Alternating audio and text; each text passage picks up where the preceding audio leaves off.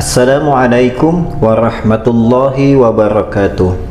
Para pecinta ikhwan sampit yang dimuliakan Allah, alhamdulillah kita bertemu kembali dalam video kali ini dalam keadaan sehat walafiat dalam limpahan rahmat Allah insyaallah.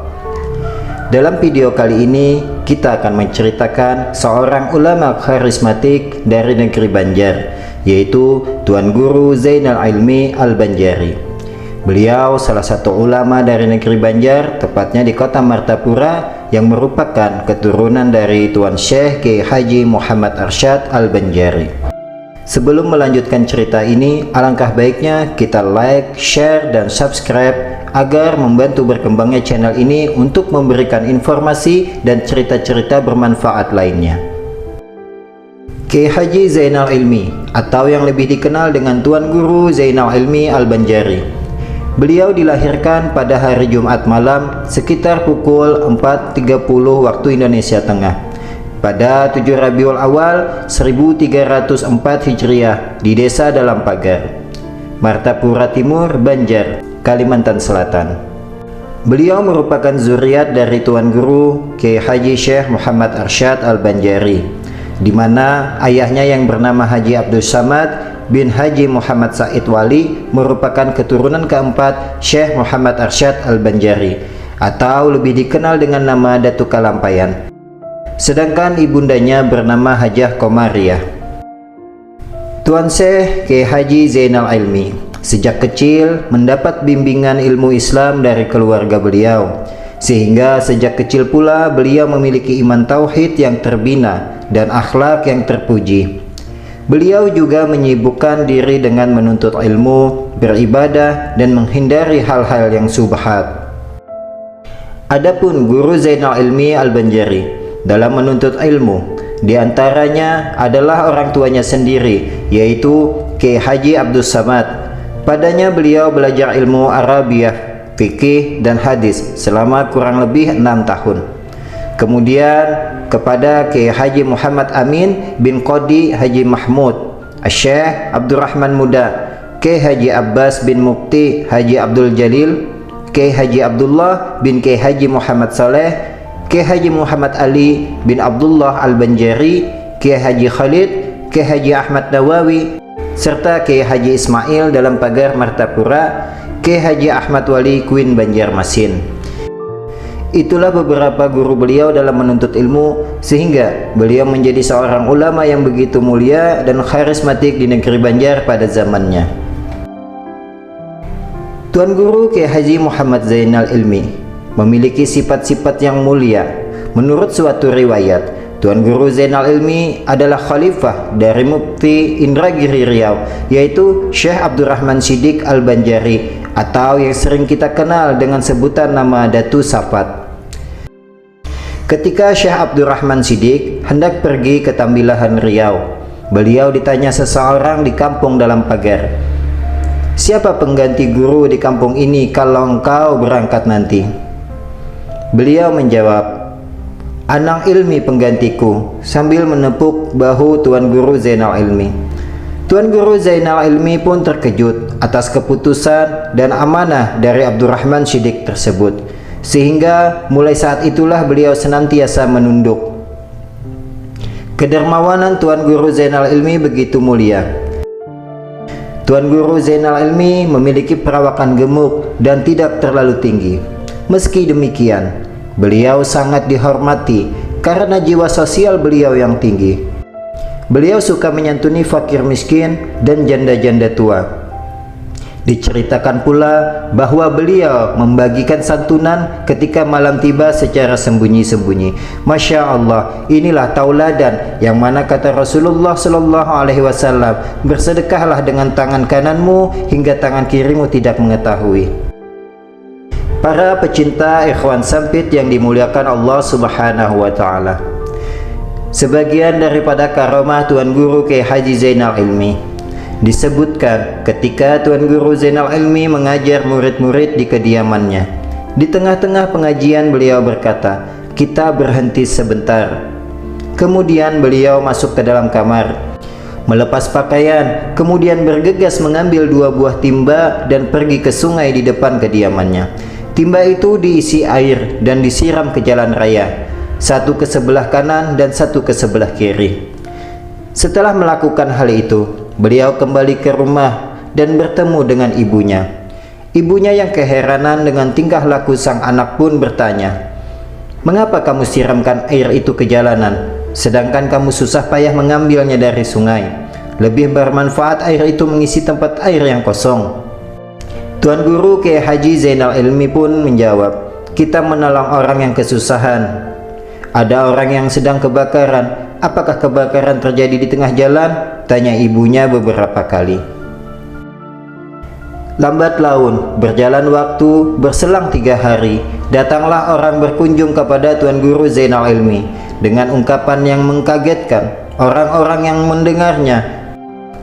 "Wahai Tuan Guru Zainal Ilmi, kami sangat berterima kasih sekali kepada engkau. Bahwasanya di kampung kami terjadi kebakaran dan membawa korban beberapa rumah penduduk. Kemudian saya bertawassul dengan meminta pertolongan kepada Allah. Setelah itu saya lihat guru datang memberikan pertolongan dengan membawakan 2 buah timba dan menyiramkan air kepada api sehingga padam seketika. Inilah keperluan saya ziarah ke sini, sekedar menyampaikan ucapan terima kasih atas pertolongan guru kepada kami di kampung Sungai Salal, Margasari, Rantau Tapin." Masya Allah, inilah karamah yang Allah kehendaki kepada wali-walinya pada orang yang dikasihinya, yang mana 2 timba yang diisi air yang disiram ke jalanan, ternyata beliau melakukan dengan hakikat beliau memadamkan api kebakaran yang saat itu jauh dari tempat beliau, yaitu di Rantau Tapin.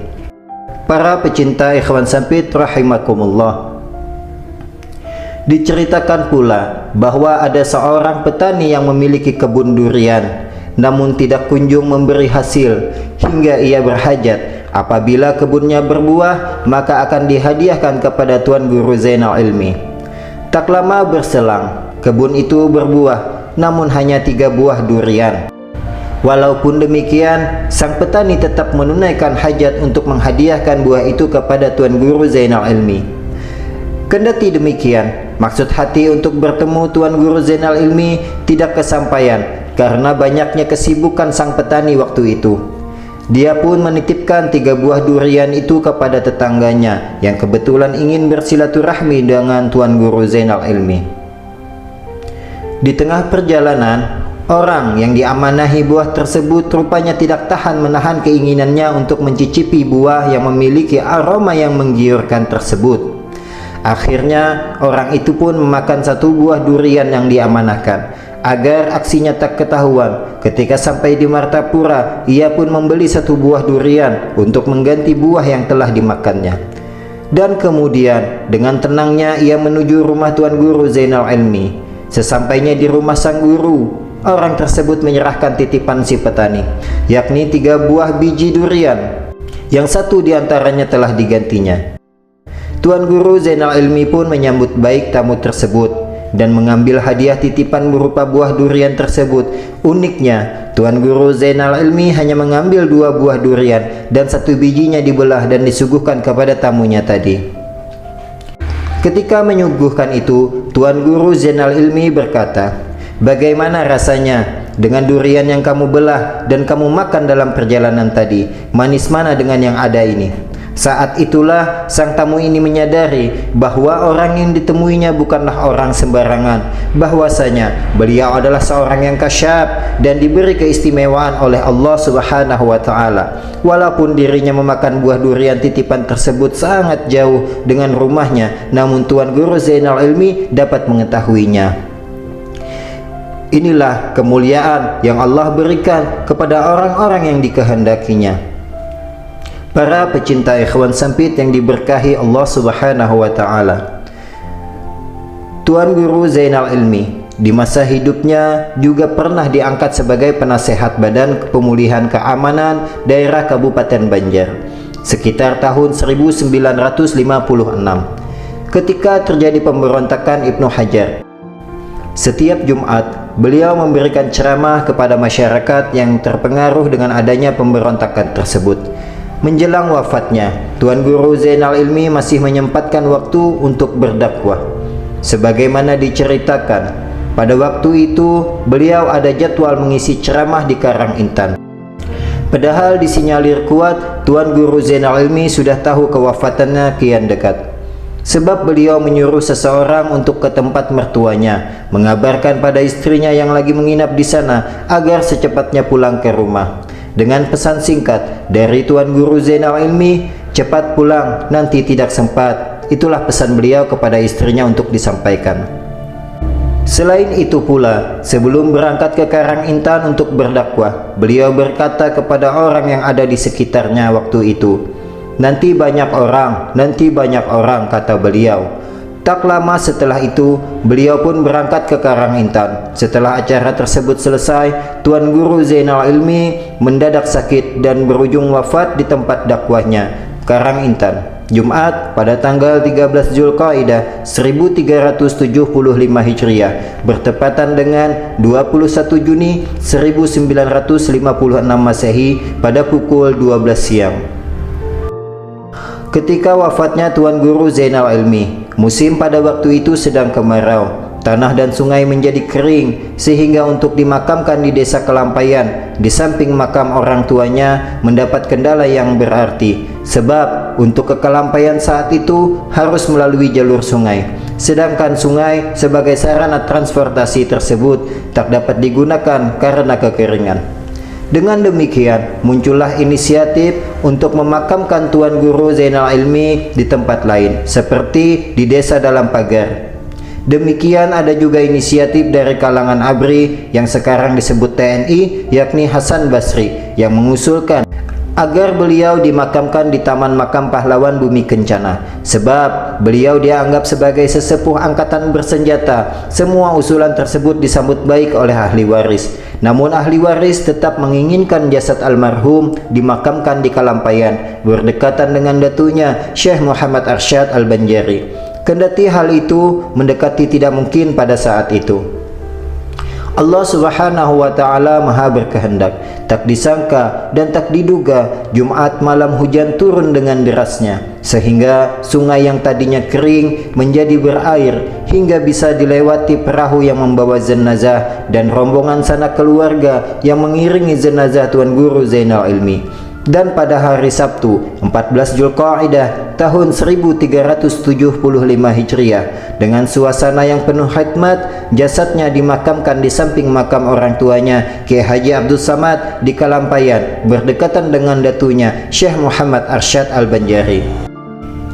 Para pecinta ikhwan sampit yang dimuliakan Allah, inilah sedikit kisah daripada ulama yang begitu mulia, yang begitu tawadhu dan kealimannya luar biasa, yaitu Tuan Guru Kiai Haji Zainal Ilmi Al-Banjari. Selain sebagai ulama dan mendakwahkan Islam, beliau juga merupakan pejuang dalam kemerdekaan di pada zaman itu.